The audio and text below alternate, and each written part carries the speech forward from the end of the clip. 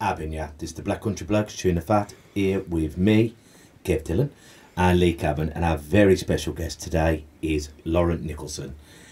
So, Lauren, thank you first of all for coming on, and she's going to be telling us all about her life and the wonderful things and the awards she's got. But we're going to start the show as we do every week with, let's talk about something that we're grateful for. Grateful, I mean, I've got, I run the Lions Boxing Club, head coach there, love the place, but I broke up for today, and I'm going to tell you, I'm happy to have 3 weeks off. Even though we've got bits and bobs in the works and everything, I'm looking forward to having Christmas with my wife, my beautiful daughter, and just having a relax. Because no matter how much you enjoy something, sometimes we need to have a rest from it. That way we fully enjoy it. Lee, how about you, bruv? Very much the same as you this week, Kev. I'm looking forward to breaking up and having time off and spending a bit of more time with the children and the wife a bit. Not too much with the wife, obviously. A bit, yeah. Lauren, how about you? I'm excited to see my family tomorrow and have a weekend where I can chill and, have a few days off from college. I mean, we're going to go into your song choice then, because I loved them both, by the way. Yeah. Do you want to tell us what they were and why you picked them? So I picked Hotel California because that reminds me of my dad playing guitar all the time, and we would always be singing it in the car. And I picked Free Bird because that was my dad's funeral song, but it doesn't just... I don't just think of it as a funeral song. We always used to listen to it before that anyway, and that's one of the first songs he tried to teach me on guitar as well, so yeah. It's funny, we talk a lot about music. It's something that me and Lee both absolutely adore. We say funerals. Like Tracy Chapman's Fast Car, Simply the Best by Tim Turner. It's amazing how many times I go to a funeral, and sometimes it takes me years to almost forgive the song. Yeah. Because I used to love the song, and then it reminds me of Rob Rolls, reminds me of Nan, reminds me of Tom, Dick and Harry. You said something off air, you said it never upset you because it was such a happy song before. Yeah.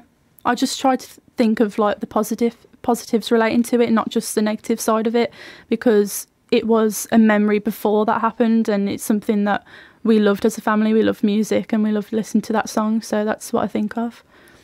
It's funny, what transport you? Like, you used to listen to one in your dad's car, didn't you? Yeah, we used to listen to like stuff like Hotel California. I mean, he always had like a Spotify playlist of all his old songs, and we all sang to them. It's amazing what reminds you of your parents. I remember I was thinking about it when I went to tour just before we come on, and it's I remember before we had Spotify, before we had CDs, listening in my mum's car, and we had a tape of The Beautiful South. Then if I was in my dad's car, it's like Santana, and it's. But isn't it funny when them songs come on, they transport you back to when you're a child and how your parents made you feel as a child. And I think a lot of that is, if you got to remember like how I had and by the sense you have, feeling safe and happy. Is there anything that reminds you of that, Lee? Like being in the car?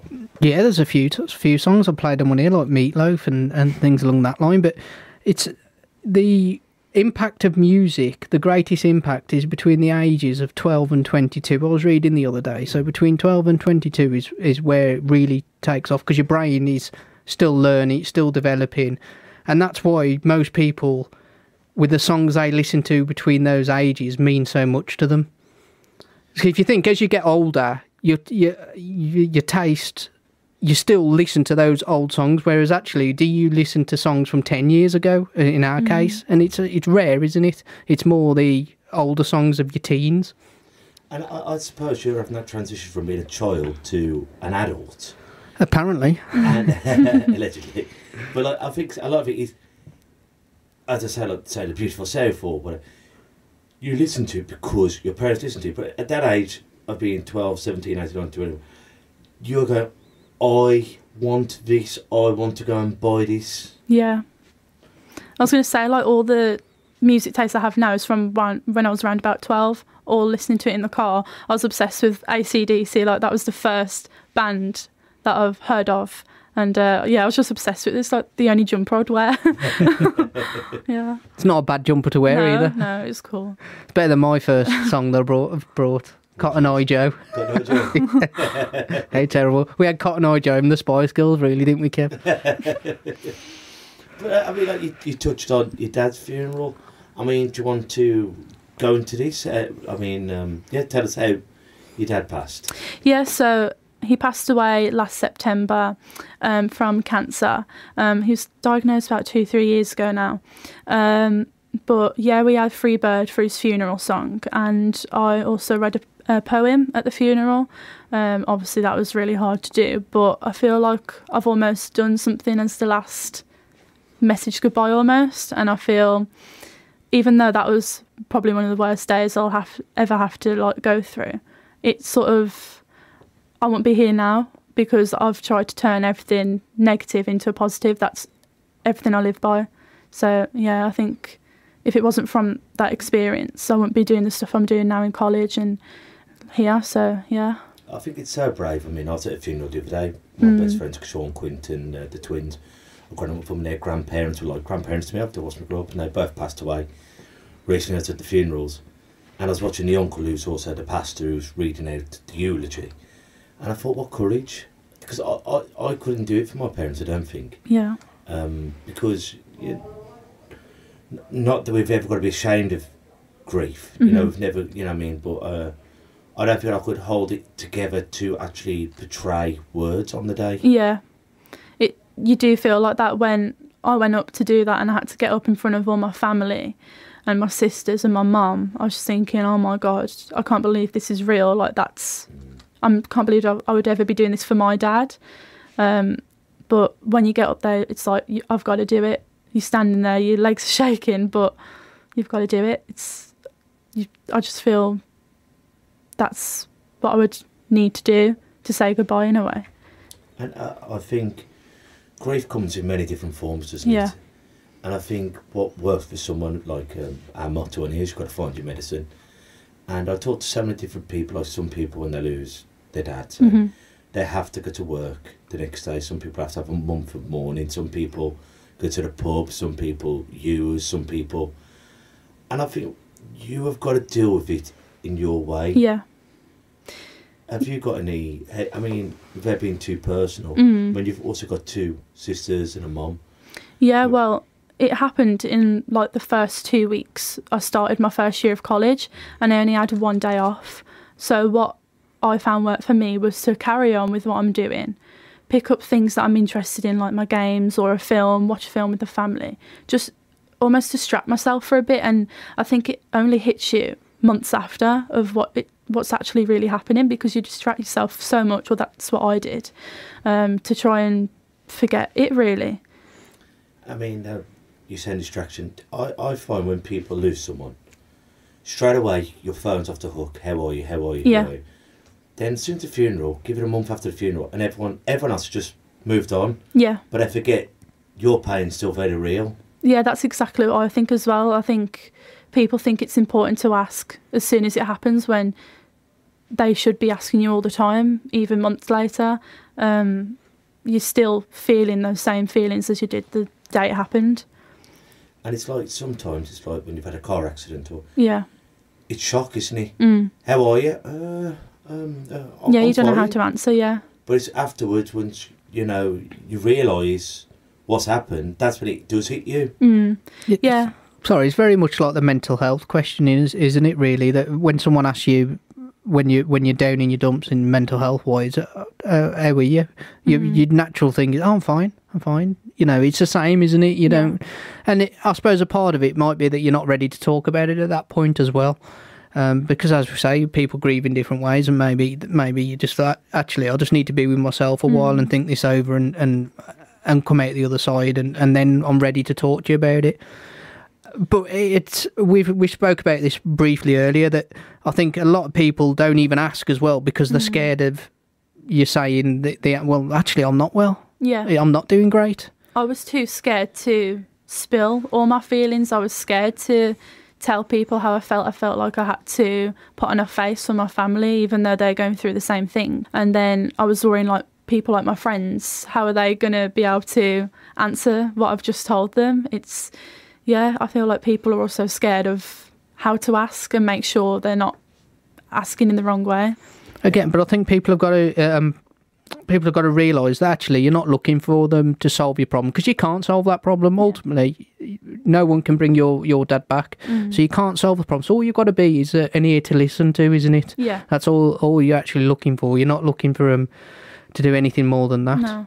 Well, what I've noticed I've always remarked it as a young woman saying you had to hold it together for your family, because and many people out there probably think as a man's thing, isn't it? Not being sexy, but it's like, as a man, I can't.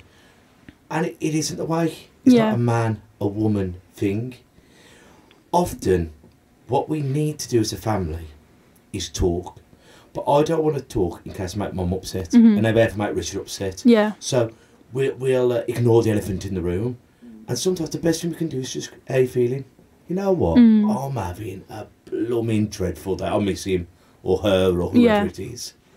Well, with like me and my mum and my sisters, we all do openly talk about it.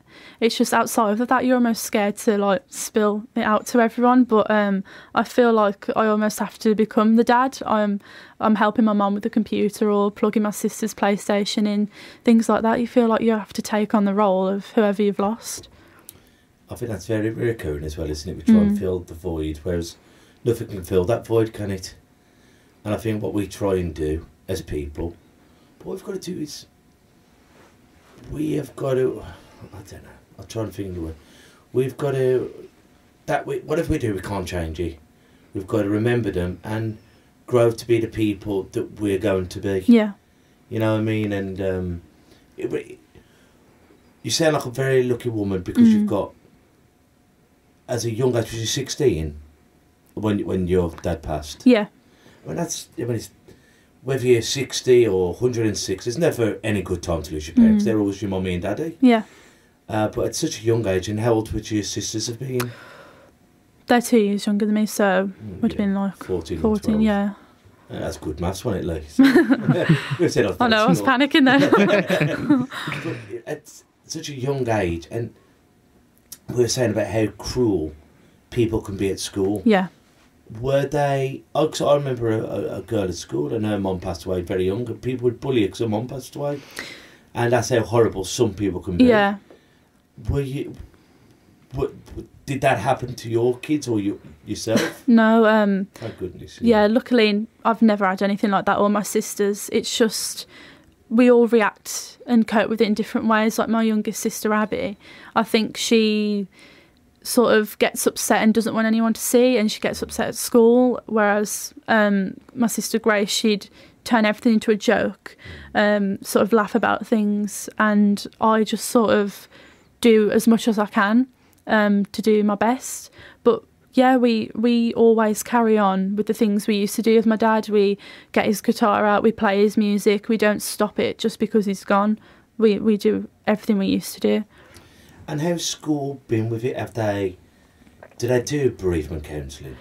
No, nothing specific for bereavement. When I was in school, I had counselling as my dad was being diagnosed, and I didn't find that it helped me. And in college, I wasn't offered any counselling, and there wasn't really any in my college at the time. They've only just sort of come out with some counselling, but it's nothing specific to bereavement. You'd have to go and say, like, this is what I'm coming for.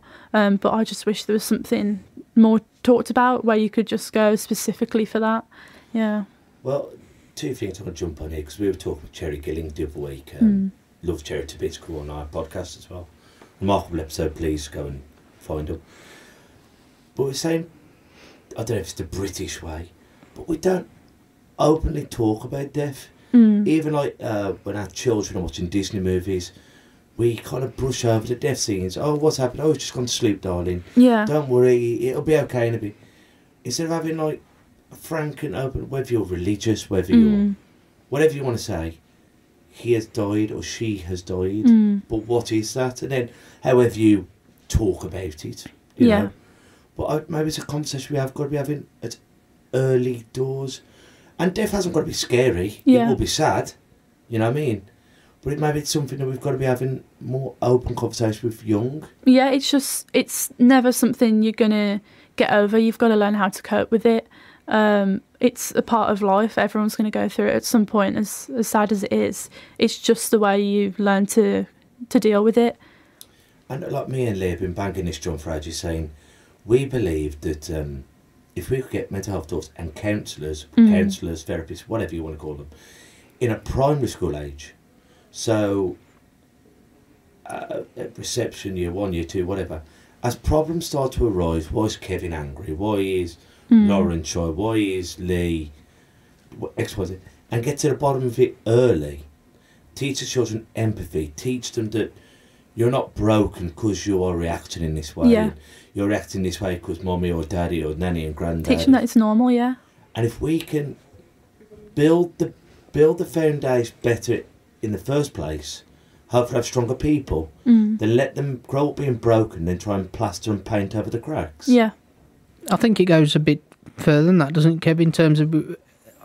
it's got to be done on a basic level where we can teach children how to explain what they're feeling, because then it's going to help you if unfortunately they do happen to lose a parent or a sister or a sibling or someone close to them.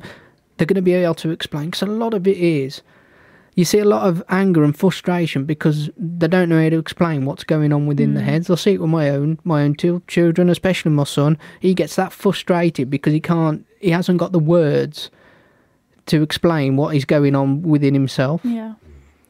Sometimes you're just done with it explaining as well. You just do take everything out in the things you do. It's sometimes you're done with talking about it.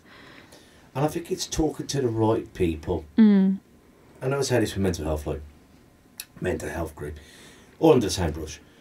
If you keep banging on the door saying, help me, help me, help me, help me, and no one answers, eventually you stop knocking. So we need that person, be it a guidance counsellor, I think that's what I call it in America, a guidance counsellor or whatever, to have someone, just to have an open ear, not to judge you, not to go, look, I can't bring him back, I can't make you feel better, but every time you need an emotional punch bag, my door's open, come and let some steam off. Have a talk, and let's find something to make you, distract you, or a pursuit of happiness, be it sport, games, music. Let's find something to channel your interests. I think that's right, yeah.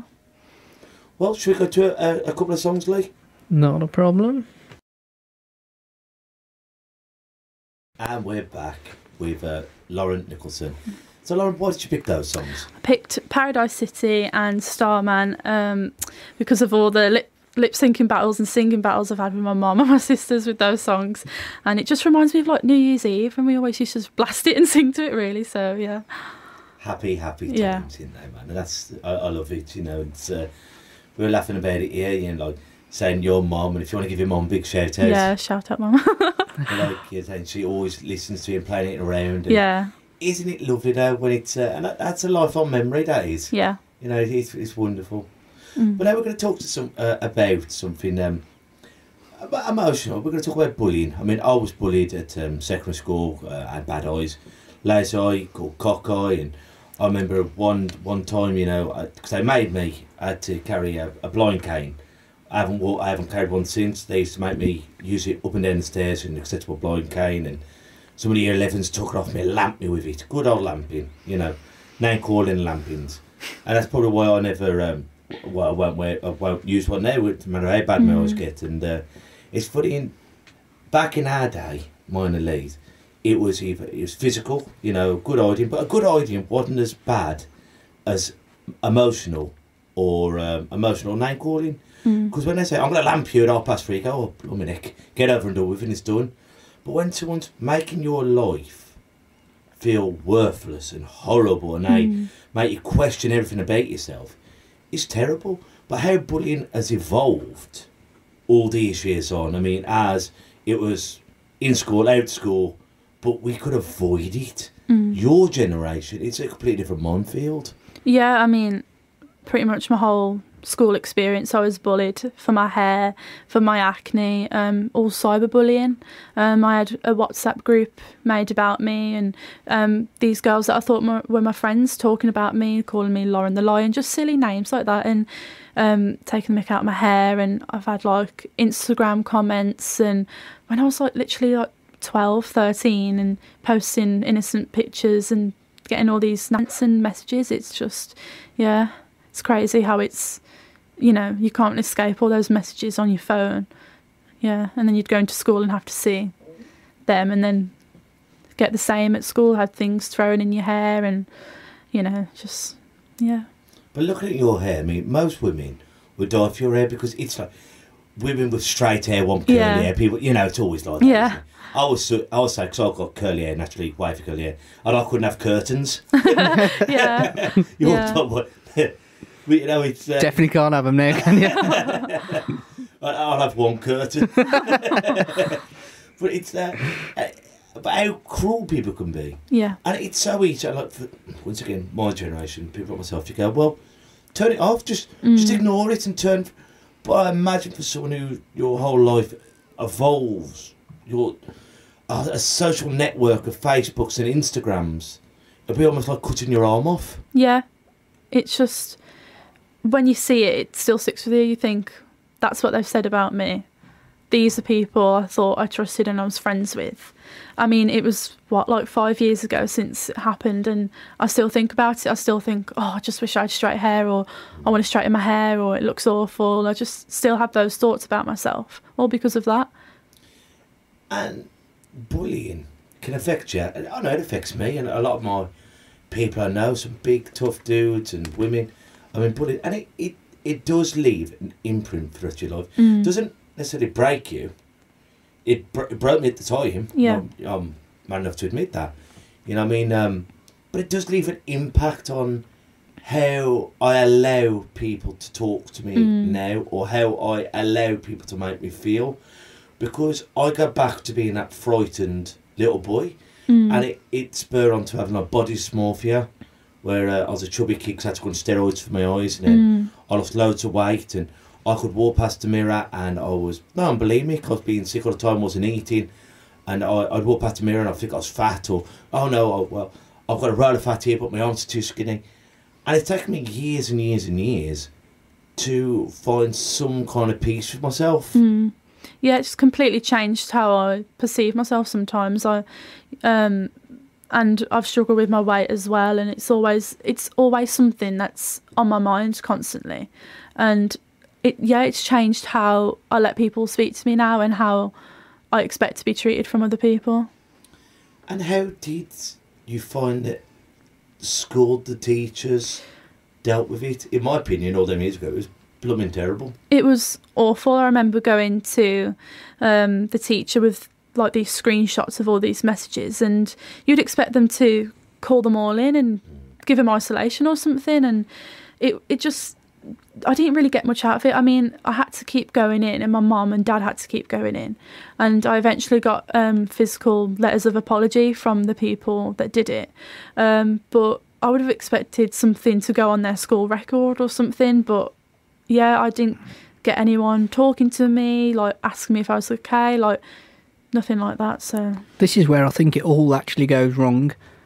I have no doubt in my mind that they were forced to write them letters anyway. Yeah. I think we'll all agree with that. There's no way they went out their own way and written them letters. So what was the point in writing them? Yeah, exactly. What was the point in them writing them for you or for themselves? There's absolutely no point. So what we need to do is be re-educating these kids to actually the damage that bullying can cause.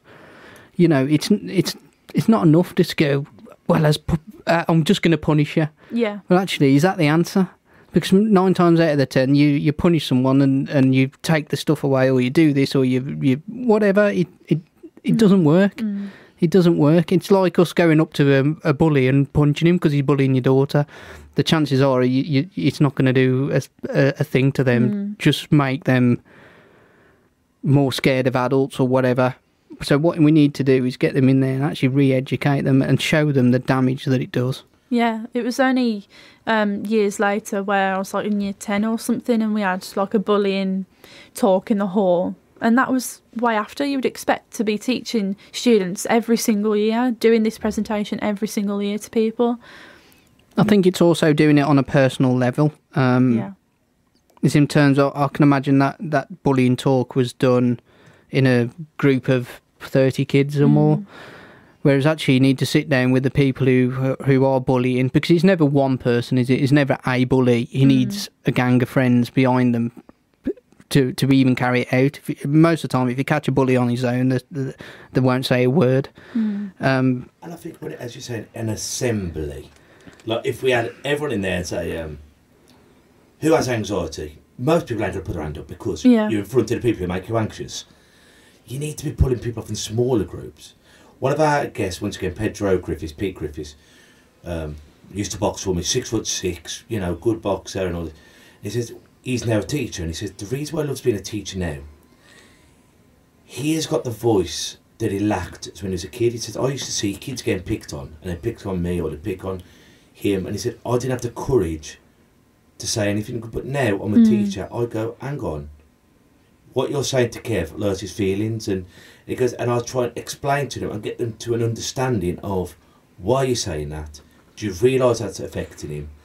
And I think, once again, education. We can't just do a mental health day, a bullying day.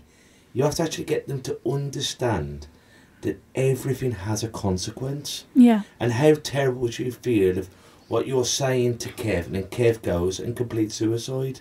How would that have made you feel if that was your brother? And by putting, a lot of times we're too ignorant to understand something, but we're allowed to be ignorant. We're only ignorant because we don't know. So allow people to know, give them an understanding of how it feels, and that is called empathy. Yeah, I wish something like that would have happened, because it got to the point where I was being told to kill myself over my hair and really nasty things and really nasty names. And I was you almost think, why? Like, do I have a reason to believe them? You almost believe what they're saying about you. You get told things enough and you do start believing it, don't you? It starts coming round, you start believing it. I had a lovely thing on that. I have an butcher on Facebook. In fact, I think I shared it on mine. Don't let someone's perception become your reality. And that comes so much when someone's saying, you're ugly, and you hear about kids being thrown on the scrap heap of, you're rubbish, you're thick, you will never. Don't let that plonker, let's call it plonker because I'm on the radio, that plonker's perception of what they believe you are become your reality. But this is what I've talked about many a times, Kev. It's Did I pinch that idea as well? No. Or you, actually? Not quite. For once, maybe not. No, but it's what I say quite often is we cannot change. In terms of me personally, my daughter gets bullied. I can't change that bully's behaviour because I'm not in front of that bully, explain it to him. That's not how it works. But what I can do is change the way my daughter reacts to it, and that goes the same way. So there's people out there who get bullied all their lives, or all their teenage lives, and then they go on to be really successful, and that's because they use that bullying in a positive way. They don't let it drain them out. They use it to spur them on. And I almost feel like, yeah, we need to educate the bullies, as we're saying. We need to show them that this is the end result. Possibly, if you keep bullying, this is what could happen to this person. But also, the person being bullied, we need to make them aware that what they say doesn't actually matter. Yeah. It shouldn't have any bearing on you, and that, changing their idea of that it does matter. And I think what we need is, in education, on the journey you're on now, when I was at school, when I was at college, I honestly believed those people mattered. I believe, and that's with my best mates as well. You know what, bruv, we'll be each other's best man. I'll be the godfather of your kids, and that Lee, he's mean to me, but within me leaving school, I left in when you leave, June. Yeah. I haven't seen them people from school for 21 years.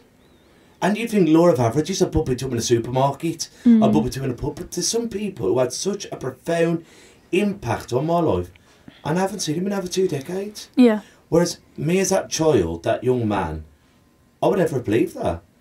You know what I mean? And I really thought their opinions, their words, their actions mattered. They mattered to me and they formed me, but really, they're nobodies. Yeah, it's took me a while to get over it, to embrace my hair, embrace the things they've said, and to go and do the best I can, ignoring what they've done. And I think that's how but it is easier said than done. Yeah. And what would you tell someone now, because you're a lot closer to the age than, obviously, us two old so-and-sos are, what would you tell someone?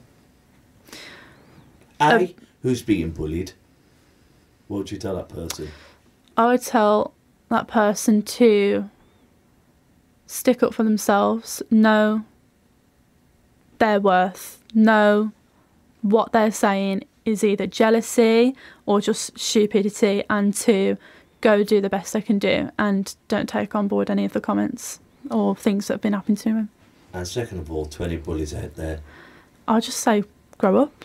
You know, stop taking things out you might not like about yourself or things that have happened to you on other people. Turn that into a positive. You don't have to go down that way. If you're struggling with something, tell someone and try and improve what you're dealing with. I like, because this culture now, once again, trolling, online bullying, and you have it like from our type of people to celebrities. What do you make of it? Do you think we can change it by, you've had to almost have a passport? Like, 'cause when people are allowed to say whatever they want and no one knows who's saying it, do you think that's a problem? Yeah, I think it's so hard, like when you go online, the amount of things you see, and some people, it's just crazy. I don't even know how you would begin to deal with people online like that. I mean, especially not knowing who they are, it's hard to just think like, well, who are they and why are they saying that? It's just, if it's someone you know, then you might be able to think of something, but from people online, it's like, that's completely random. What have I done to deserve that? I like with the social media giants, what do you think they could be doing better? I think big companies need to have some sort of system that flags it, not just on actual posts, but in messages, and to immediately stop it or to immediately report it somewhere, because it just gets so out of hand so quick. I'd say it's a completely different world for us, isn't it, Lee? Yeah, it really is. We were lucky in the sense that we didn't have to grow up with that. And we often speak about social media and the bad that it does, but we do need to remember that there is a good purpose to it if it's used right. The same as most things as life, it can be abused or it can be used in a positive way, and it can be used in a positive way by putting posts out there like bullying is not okay, and getting celebrities and people like that who listen to explain what we've just explained, that it doesn't matter if you're being bullied, that's not all you're worth. What they're saying isn't true. It's not it's not all you're worth, and coming from people like that, then hopefully young girls, boys will listen to it. And actually have success stories, like people who have said, like, the boxing world, the football world, the action world, and tell the horror stories of how it made them feel to be bullied. And even like the bullies in the celebrity world, and say, well, I was one and I didn't realise until my son, my daughter, my brother, my sister was bullied. And let's have the different sides of the argument, two sides of every coin. Yeah, definitely. And I say that's something good that could come out of it, and it's something that needs to happen. Well, Lee, let's go to a few more beats. And we're here at the last part of our wonderful show with Lauren. Lauren, great songs. Tell us about them. Back in Black by AC/DC and The Chain by Fleetwood Mac. They remind me of being in the car. I know I keep saying that, but specifically going on trips to like Alton Towers, Thorpe Park in the summer with the window down. Yeah. So what we're going to finish on is, because once again, it's great having someone of your age, and especially being on the council in a college. And how has the lockdowns affected people at college? Have you seen it firsthand? I think it was just panic. You think, how am I going to do my course at home? How am I going to do my work at home? How is everything going to work? And then when it comes to you actually doing that, it's so overwhelming. You just think, I haven't got a high-spec PC. I haven't got a teacher to say, yeah, that work looks good. You sort of are your own teacher at home, and it's not like school where you can, just ask your teacher like on Teams, or you message them saying, can you check this worksheet? It was really hard, especially for people in college. I mean, obviously it was hard in school as well, but for me and my class, it was just panic, yeah. And what is I mean, like, with the dread of us all going into another national lockdown, and did you find it get easier? Did you find when it first happened, because it was like the plague, wasn't it? Yeah. If we left our houses, we were going to die. To how hard that was, but we had the summer, so we could at least be outside in our gardens. But being trapped as a 16, 17, 18-year-old in with your family, what was that like? I was remember your hard. mum's listening. Yeah, it was hard at first though, because I mean, you're not really used to that amount of time just staying in your house. When the restrictions were eased a little bit, I coped with it going on bike rides with my boyfriend Louis and going on walks with my mum. And at the time we had a dog and we were taking that on walks. So yeah, you just have to find some ways to cope with it as best as you can. And have you found with like at a college, is it a lot of fear, or is it a lot of people are saying it's a conspiracy theory? Is it people are having their vaccines? Is it, what's the, I know it's a very big brush, but how are you personally finding it in your little sector or your big sector? I would say, yeah, there is quite a lot of conspiracy theories about, you know, how is this going to work or what's going on in the real world right now. But for me, I just, when we're told something, then we'll go from that and we'll work on that. But I know a lot of students in college were planning already before they had heard anything, and you know, people obviously talk about it, don't they? And yeah, it was a bit all over the place. Have you seen a lot of social anxiety with people going back into college? And yeah, a lot of people were worried about obviously COVID, and you know, are we going to wear masks in there? You know, if we're not vaccinated, are we going to be allowed to go into college? And now I'm going to get my second one. It's eased a bit now, but social anxiety, I think people are still very, very anxious to be able to think, oh, can I go even do that? Especially to just go into college, you're anxious about just walking in.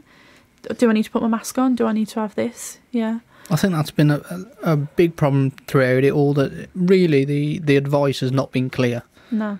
And it's been ever changing. I think sometimes you'd have been better just sticking to whatever was happening. So like wearing masks, just let everyone know if you've got to wear a mask, you got to. Yeah. You know, it is what it is, but the chopping and changing the rules confuses everyone. You're not quite sure whether you got to wear a mask. Oh, so you ain't got to wear a mask if you go to that club, but if I go to the gym, I've got to wear it. But if it's after 10:30, I might not have to wear it. You know, yeah, it's it was hard really to fathom. Confusing. Like in college, when the restrictions were worse, we didn't have to wear a mask. But now, as soon as we step foot into college, they're handing out masks. It's just all over the place. It's confusing. You don't know where to believe.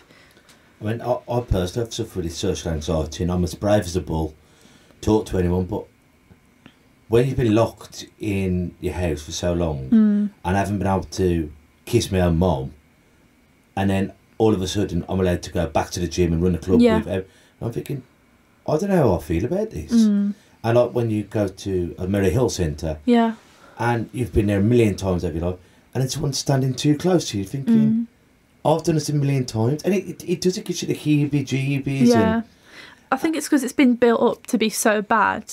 Obviously it is, but you hear about it being so awful and all these people are dying, and you do like get scared of it, like it is like you're living in a film.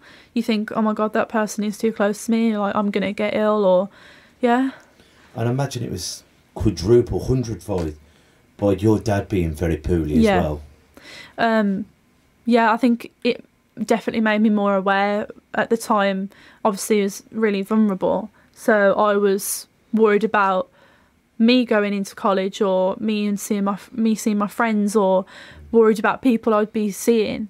That was just even more anxiety on top, worrying about my dad. Yeah. And like at your age, like once again, I remember I lived for my friends at that age, and whatever your friends wanted to, you got up to.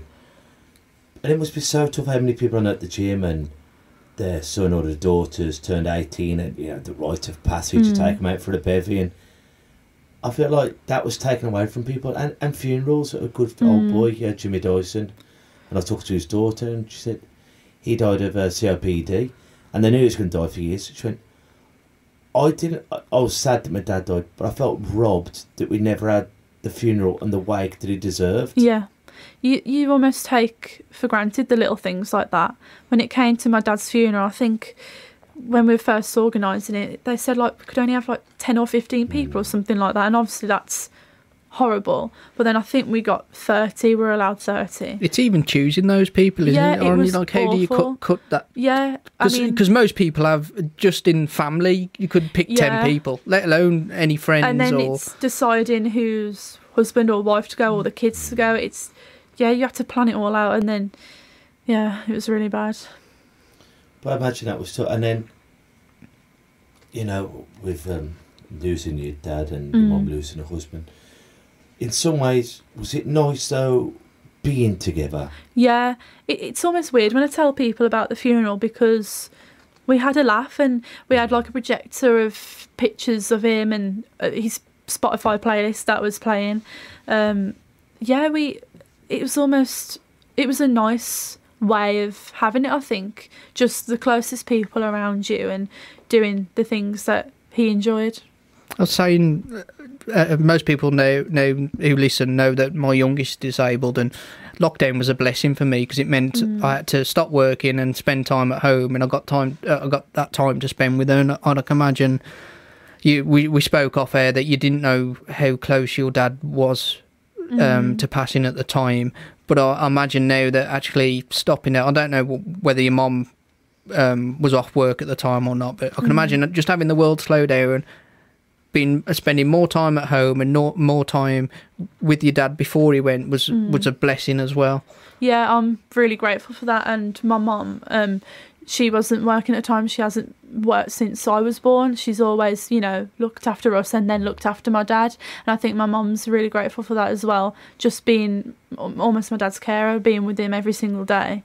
And we've been able to spend time with him. Like, he was always at work before, and then like we'd be so excited to come see him when he'd get home. So then when he was off work, when he was ill, I was grateful to actually have that time with him, to see him all day and sit in the garden with him, play guitar, like the little things like that. I think that's what we've got to remember, even through the darkest days, is them little shines of light and remembering those good times. I mean, it's... And I suppose, speaking of, we're coming into Christmas now, and there's a lot of people, parents out there stressing because they've not got the money, they've not got the resources to buy their kids the presents they want, and the things you're remembering now are the simple things. It's not that your dad brought you this thing at Christmas, it's that you sat in the garden and you played guitar with them. He spent time with you and you spent time with him. That's the key to the important thing. So anyone out there now who's struggling to afford these presents that the kids want, because it's madness, the cost of these things now. Just think about that. The thing that Lauren's actually remembering and appreciating is nothing to do with presents, money. It's to do with time. Yeah. The best gift that we can give anyone, isn't it? And a little day, a day, just give them your time. A board game or whatever people play nowadays. We'll just play with each other, because as we've said so many times, and my mum always said to me when when she passes, we won't think about the TV or the settee or the toys. It's exactly what you said, Lauren. It's the simple but magnificent, the simple but the things that we wouldn't change for anyone, memories. So maybe this Christmas we just go and make a few more memories. Yeah. You did one last trip to Alton Towers, didn't you, as well? Yeah, I think it was 5 days or something like that before he went into the hospice. And we went to Alton Towers, and that was so fun. I remember it being so funny, and he was on a scooter and, almost fell down the hill on it. But, and all my nan was there, my sisters, my auntie, my boyfriend was there. We were all together. And then we got to go back again for free because it rained for a bit. So then we actually had 2 trips to Alton Towers. So, yeah. And you're saying about the hospice and how wonderful they were at Mary Stephens. Yeah, they treated my dad amazing. And I think he also felt more calm being there rather than at home or a hospital.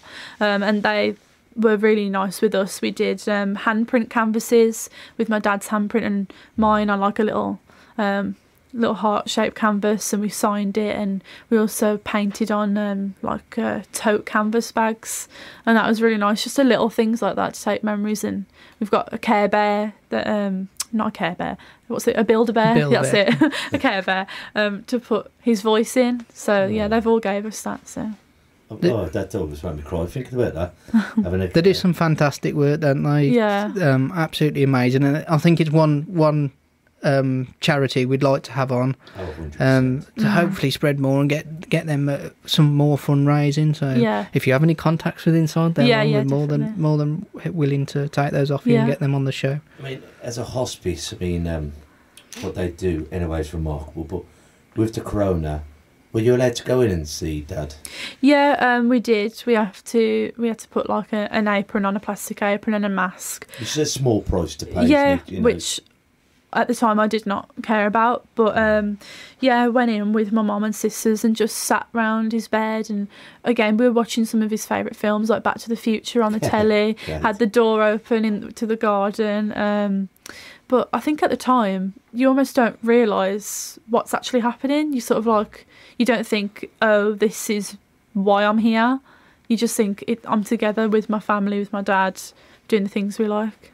And in that probably a better way. Yeah. Because often when we're noticing, we don't enjoy the moment. Yeah, I definitely think it's helped me. I think if you to think, oh, this is why it's happening, I wouldn't have got through it. So what things do you want to move on to do now? I mean, we're almost at the end of our show. But what do you want to happen in the new year? I definitely want to do some workshops with people in schools, in colleges. I want to try and work with the hospice more to try and build a counselling service. I've even been told I could train to do that myself. Brilliant. So yeah. Brilliant. And you can feel the empathy and the understanding coming off you. And I think that might be your vocation. Yeah. Going into it, obviously you want to achieve it again, but we could be good at a few things. I think because you've been through the mill, you can understand, because so many of these people I've worked with, counsellors, and because they haven't been in the foot race themselves, they haven't been in the trenches, they can't understand it. Yeah, I've also done an Open University course on grief. I want to understand it as much as I can to be able to help people as much as I can. It's fantastic. Anything you want to say, pal? Yeah, Kev, I'm going to ask you a question. What's your hopes for the new year? Same thing as every year, Pinky. Try and take over the world. One day at a time. One day at a time, pal.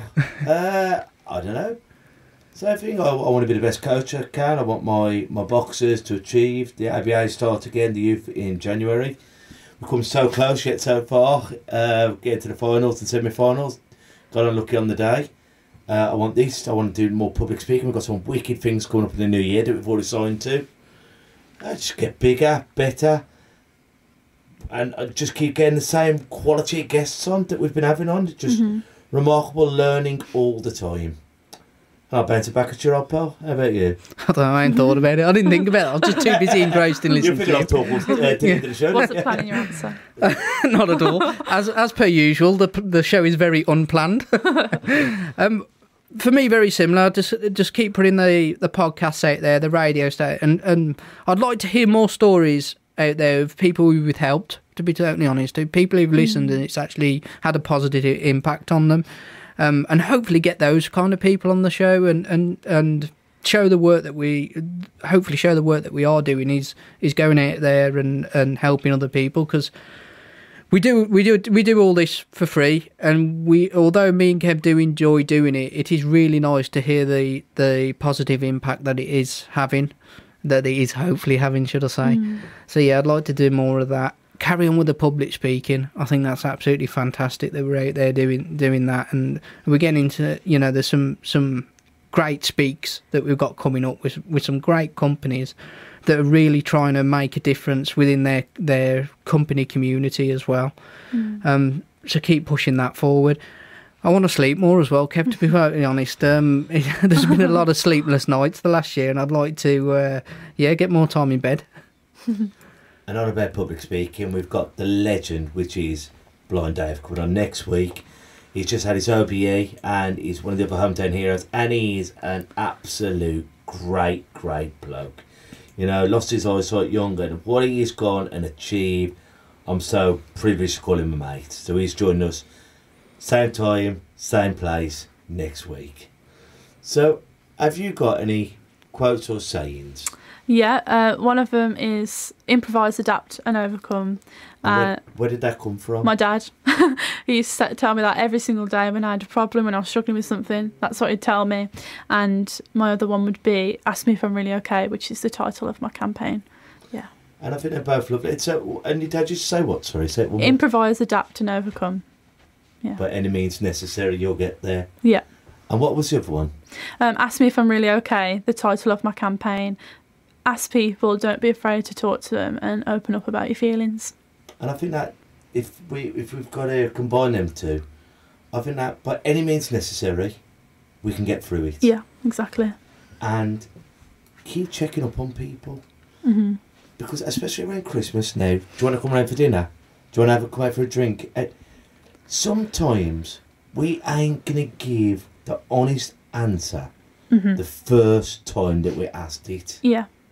So it's having that, and I think sometimes I don't want to keep asking it, in case I upset you, or I don't want you to ask it. If they don't want to answer it, they won't answer the phone, or I'll tell you to clear off. Yeah. But by asking that question, you might be the person who saves that person's life. Exactly. Yeah. Really? Yeah, it takes a lot of courage to do that as well, doesn't it? You know, it takes a lot of courage to answer that question sometimes, and but when you are asked that question, try and be as honest as you can with it. I know it does take that courage, but it could open up the door and make your life so much better as well. You know, we do often just kind of throw that question out there, and we already know the answer to it, don't we? We already know, I'm fine.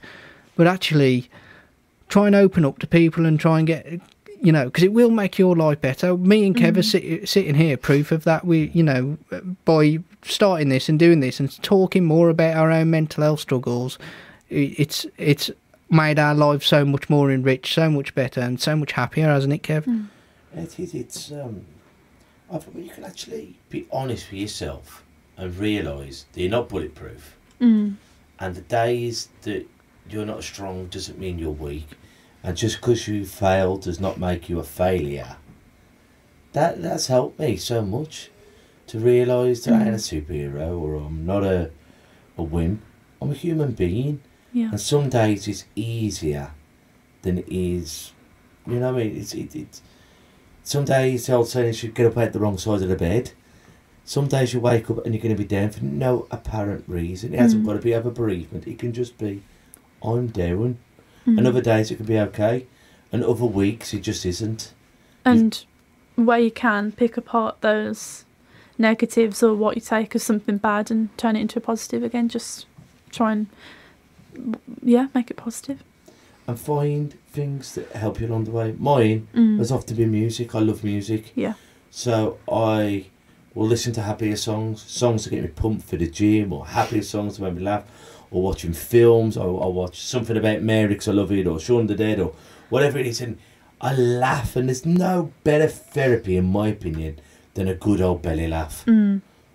Or happy photos. What other things do you like? 'Cause you like music as well, don't you? Yeah, I love my music. I love films as well, and games. But I love to just, it's so much easier to just put yourself in a digital world, isn't it, and just play away, or listen to songs on repeat for ages and just listen to it without having to think about anything else. Two favourite films. The Matrix and Back to the Future. They're releasing another Matrix. Yeah, I'm so excited. I'm so excited. It's got a lot to live up to. Yeah, I know. Yeah. The first one was brilliant, wasn't it? Yeah. The other two are just it. Yeah. That's Kev's opinion. And Back to the Future, they're one of the because I grew up watching them, and every Christmas I watch them every time. Michael J. Fox. I mean, what a young man to get Parkinson's disease. I know. And he has really done his part to get more money and funding into there, and that's what we need. We need these celebrities on side, and more people with power, more we can make a difference. But even he's been trolled by what horrible people who troll Michael J. Fox having Parkinson's. I know. But what we could do, we could either focus on negativity or we could focus on positivity. Yeah. I know which one I'll roll for do, especially around Christmas. So, once again, thank you ever so much for coming on. Thank Could you give me those 2 quotes one more time? Improvise, adapt and overcome, and ask me if I'm really okay. And how can people find you if they want to follow your cause? I have my Ask Me If I'm Really Okay campaign page on Facebook. Brilliant. So guys, we're back for our last week next Thursday with Blind Dave. We'll be chewing the fat about everything mental health and life in general. So I want everyone to take care of yourselves. Follow us on YouTube and social media. Until we see each other next time, take care of yourselves and each other. Ta-ra a bit.